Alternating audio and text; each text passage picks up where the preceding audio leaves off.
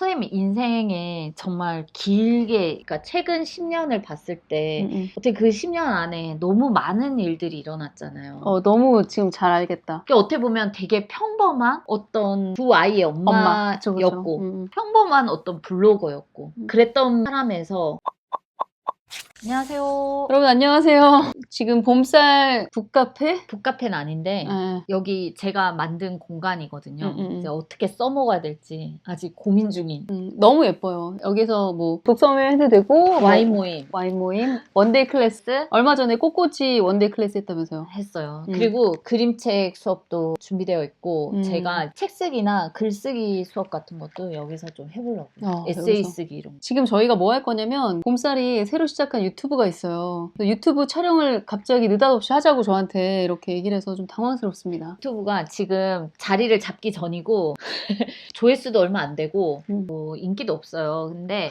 이럴 때 아는 사람이 좀 나와줘야지. 맞아요. 지인 찬스. 지인 찬스. 그 지인 중에서 가장 파워 지인.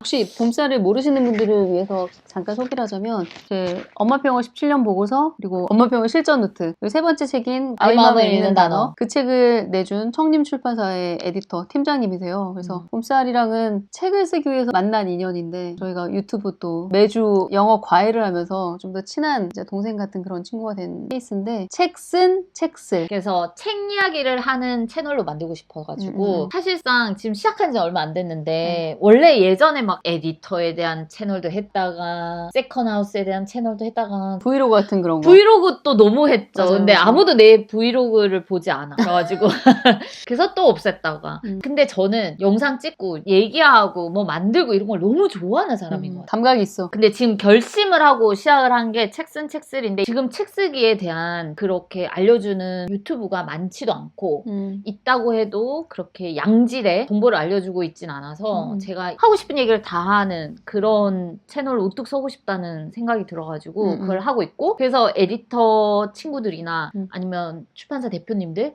혹은 책을 쓴 저자님들 혹은 책을 쓰고 싶어하는 사람들 이렇게 막 초대해가지고 하는 채널로 제가 만들고 있고 쌤한테 이제 책을 쓴 저자로서 한번 나와달라고. 근데 지금 시리즈 몇 번 봤는데 너무 재밌더라고요. 그러니까 이미 책을 쓴 저자들과 그 책을 쓴 에디터들과의 어떤 대화를 듣는 게 되게 재밌더라고요. 앞으로도 어떻게 될지 좀 기대가 됩니다. 감사합니다. 네. 쌤 근데 첫 책 냈던 거 생각나시죠? 그거 몇 년 전이에요? 2016년이었으니까 몇 년이야? 8년 전. 네 맞아요. 2016년도에 제가 처음 책을 쓰게 됐는데 사실 그때 당시에는 제가 책을 쓴다라는 상상도 못했고 그냥 아이 키우느라고 너무 올인해 있었고 처음에 책을 내자고 출판사에서 연락이 왔을 때 사실 그전에도 많은 출판사들한테 연락이 왔었어요. 왜냐면 제가 꾸준히 블로그에 글을 쓰고 있었기 때문에 거의 블로그에 추적된 글이 10년 동안 되게 많았던 거예요. 그래서 엄마표와 관련된 검색을 하면 네이버 검색에 항상 상위 검색이 되는 거야. 그러니까 아마 출판사에서도 눈에 띄었을 거예요. 이 사람 뭔가. 근데 이제 오랜 세월 기록을 남겼기 때문에 출판사에 연락이 많이 왔는데 다 거절했어요. 아이가 아직 대학을 안 간 상태인데 내가 무슨 글을 쓰냐. 근데 이제 제가 엄마평어를 늘 하던 사람이었기 때문에 엄마평어를 하고 싶어하는 사람들한테 약간 조언을 좀 줬던 것 같아요. 질문에 대한 답변을 쓰면서 블로그를 유지했었는데 어느 날 그 장선희 대표님한테 메일이 온 거예요. 우리 아이 다 키워놓고 그리고 나서 내가 할 말이 있으면 하겠다. 그래서 안 한다고 했죠. 그런데 그 장선희 대표가 집요하게 메일을 보냈어요. 이런 게 가치 있고 이게 충분히 다른 엄마들한테 굉장히 중요한 영감을 줄 수 있고 했으면 좋겠다. 내가 할 얘기가 있을까? 그런 상황이었는데 넘어갔죠. 너무나 진실된 그런 요청에. 그래서 책이 준비가 돼서 나오게 된 게 너무 생생하게 기억이 나요.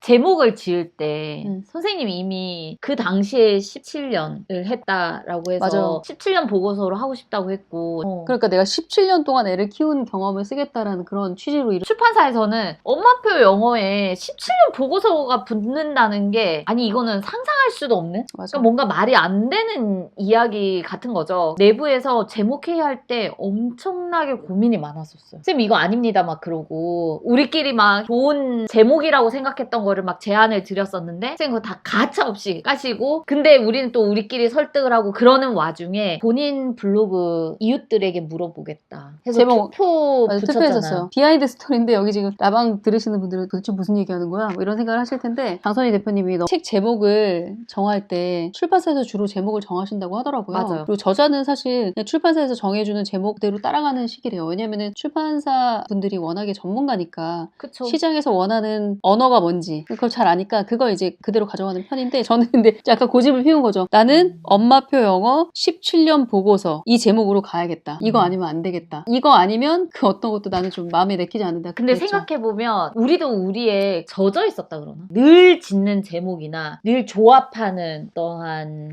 단어들. 막 그러니까 기적의 그때 저한테 막 10분. 맞아. 10부종 에디터가 나한테 아 선생님 근데요 이거 하루 10분 영어 이렇게 해도 사람들이 10분도 하기 싫어하는데 엄마표 영어 17년 보고서라고 하면 뭐야 이거 되려면 17년을 해야 되는 거야? 안 해. 뭐 이런다고 되게 말렸죠. 예. 그래, 결과적으로는 그 제목이었기 때문에 그 엄마표 영어 시장에서 너무 돋보였던 것 같아요. 좀 특이한 제목이긴 했죠. 특이하기도 예, 하고 그 세월의 그 무게감을 독자들도 다 느꼈던 것 같아요. 이 정도로 한 찐이구나. 지금 생각하면 너무 잘 지은 제목이었고 그 당시에 우리 팀은 사실 이 17년 보고서 너무 잘 나가니까 이제 막 팀에서 난리가 난 거죠 완전.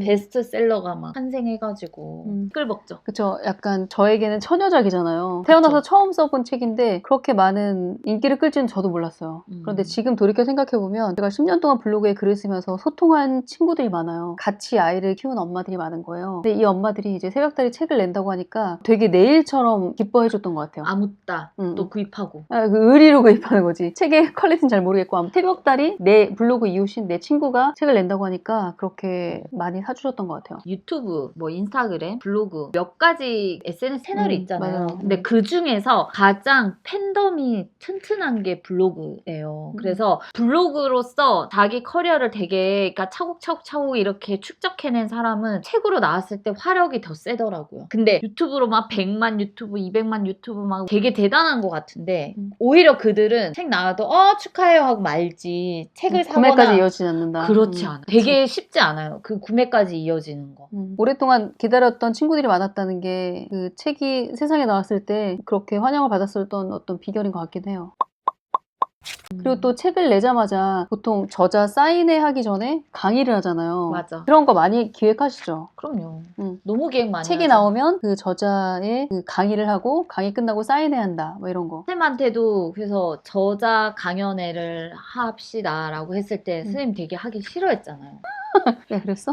하고 싶지 않아 하셨어. 한 번도 해본 적이 없으니까. 한 번도 해본 적이 없으니까 아이고, 하고 싶지 않아 하셨고 그러면 출판사 대회의실이 크니까 아 맞다. 거기서 한번 해봐요 선생님. 부담을 최소화하기 위해서 거기서 한번 해봐요. 약간 소규모로 했던 기억나요. 네. 그래서 저희가 처음으로 거기 회의실을 막 싹 밀어가지고 맞아요. 현수막 걸고 강연회를 했는데 맞아. 그것도 되게 성공리에 했고 근데 그 첫 강연이 정말 너무 기억에 남아요. 아담한 공간이었기 때문에 아마 한 30명 정도 왔잖아요. 맞아요. 그때 되게 행복했던 기억이 나요. 내가 쓴 책에 대한 이야기를 이분들한테 하는 거고 거기 온 30명은 진짜 내 찐 블로그 이웃들. 그러니까 맨날 온라인으로는 별의별 우리가 마음의 이야기를 다 나눴는데 한 번도 오프라인으로 만나지 못했던 그런 사람들을 그러니까 필명으로만 알고 있던 사람들을 처음 만났던 거예요. 그 자리에서. 그 첫 강연이 저한테 되게 인상 깊었고 그 다음에 인상 깊었던 강연은 강남 교보 10몇 층에서 했던 그 한 300명 정도 수용할 수 있는 네 맞아요. 그 강의였어요. 그 강의가 제가 했던 가장 규모가 컸던 강의였던 것 같아요. 책 내고 나서 했던 강연 중에. 근데 그때 그 강연 슬라이드를 처음으로 책을 내고 대중한테 내가 엄마표 영어 메시지를 이런 식으로 전할 겁니다 라는 그런 그 이야기를 하는 강연이었는데 고민을 했어요. 책에 있는 내용을 요약해서 말해줄까? 아니면 나 책에서 다 읽은 내용인데 강연에서 왜 내가 반복해서 들어야 돼? 싶으신 사람들 있으니까 완전 새로운 얘기를 할까? 그러다가 제가 후자를 선택했어요. 책에는 내가 담지 않았던 그런 이야기들을 담아서 슬라이드를 한 장 한 장 채웠거든요. 근데 그 강연이 끝나자마자 장선희 대표가 저한테 와서 지금 이 슬라이드 한 장 한 장이 챕터 1, 2, 3, 4다.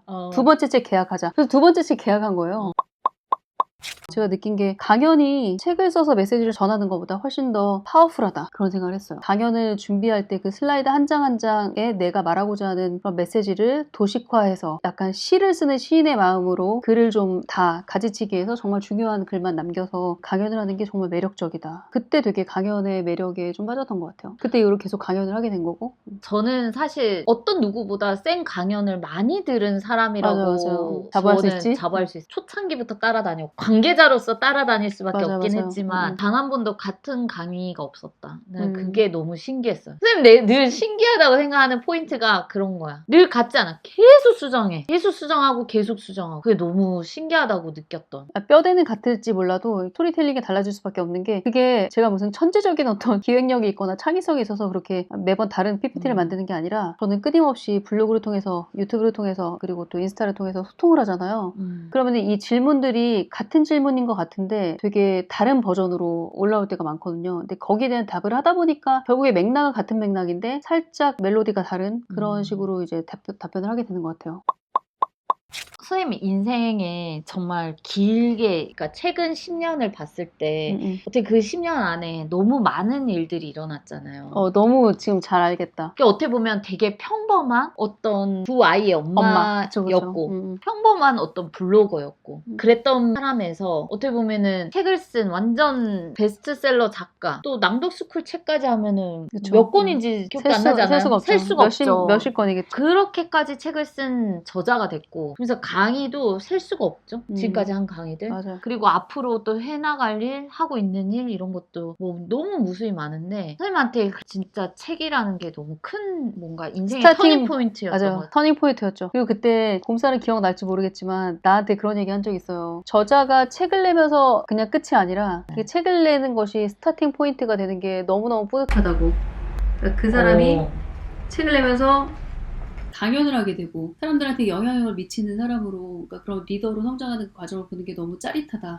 저 그런 거 너무 좋아하잖아요. 이 노트북 배터리가 다 닳아서 잠깐만요. 제가 그래서 저는 선생님이 이렇게 지내온 이 모습들이 너무 멋있어요. 한 해 한 해 너무 많은 일들이 있죠. 그럼요. 있었죠. 나이가 한 살 한 살 먹을수록 어떻게 보면은 사람들이 막 움츠려지고 그쵸. 뭔가 나를 더 이렇게 감추려고 하고 이러잖아요. 근데 그게 아니라 그 한 살 한 살 지나올수록 더 과감해지고 더 솔직해지고 더 드러내고 그러는 모습이 되게 멋있다고 생각해요. 감사합니다.